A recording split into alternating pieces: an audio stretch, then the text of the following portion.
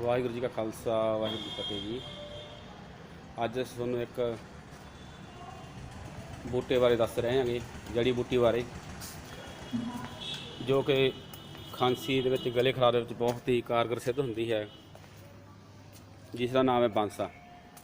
बांसा जो है, इस बारे में दसना चाहूँगा। अज तो तकरीबन 10 साल पहला डॉक्टर गुरचरण सिंह रुद्रपुर तो हाँ, वो हरिद्वार तो ये जड़ियाँ बूटियाँ ताज़ियाँ बिल्कुल लैके आए सी ते असी इसकी खांसी की दवाई तैयार की सी। ते दवाई तैयार इस तरह की हुई भी जिन्हों भी दिंदे सी तां 2-3 खुराकां लैण नाल ही खांसी बिल्कुल खत्म हो जाती सी, ठीक हो जाती सी। ते ये जिहड़ा बांसा दरख्त है, बूटा है, जड़ी बूटी है, जेकर असीं अपने घर विच ला लईए ਤਾਂ ਇਸ ਦੇ 2-3 ਪੱਤੇ ਤੋੜ ਕੇ, ਜਿਸ ਤਰ੍ਹਾਂ ਆਪਾਂ ਚਾਹ ਬਣਾਉਂਦੇ ਹਾਂ ਪੱਤਿਆਂ ਦੀ, ਕਾੜਾ ਬਣਾਉਂਦੇ ਹਾਂ, ਇਸ ਤਰ੍ਹਾਂ ਕਾੜਾ ਬਣਾ ਕੇ ਪੀਤਾ ਜਾਵੇ। ਜਿਵੇਂ ਕਿ ਅੱਜ ਖਾਂਸੀ ਤੋਂ ਲੋਕ ਡਰਦੇ ਆ, ਕਰੋਨਾ ਨਾਲ ਡਰ ਪਿਆ ਹੋਇਆ ਹੈ, ਅਤੇ 2-3 ਵਾਰ ਪੀਣ ਨਾਲ ਜਿਹੜੀ ਹੈ ਖਾਂਸੀ ਬਿਲਕੁਲ ਠੀਕ ਹੋ ਜਾਂਦੀ ਹੈ। ਅਤੇ ਇਸ ਦੇ ਅਸੀਂ ਜਿਹੜੇ ਹੈਗੇ ਘਰ ਵਿੱਚ ਲਗਾ ਕੇ ਜਾਂ ਅਸੀਂ ਇਸ ਦੇ ਪੱਤੇ ਲੈ ਕੇ ਇਸ ਤੋਂ ਅਸੀਂ ਫਾਇਦਾ ਲੈ ਸਕਦੇ ਹਾਂ।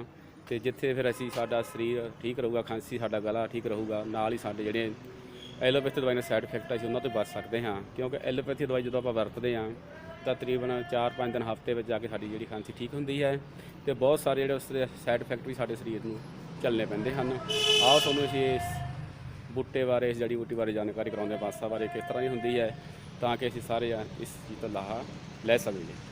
ਹਾਂ ਦੋਸਤੋ, ਇਹ ਹੈ ਬਾਂਸਾ, ਦੇਖ ਸਕਦੇ ਆਪਾਂ ਇਸ ਤਰ੍ਹਾਂ ਦੇ ਪੱਤੇ ਹੁੰਦੇ ਹਨ।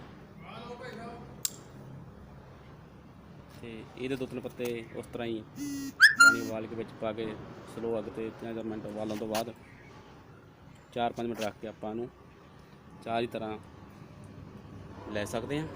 ਇਸ ਦੇ 1-2 ਵਾਰ ਪੀਣ ਨਾਲ ਹੀ ਆਪਣੀ ਖਾਂਸੀ ਜਿਹੜੀ ਬਿਲਕੁਲ ਠੀਕ ਹੋ ਜਾਂਦੀ ਹੈ।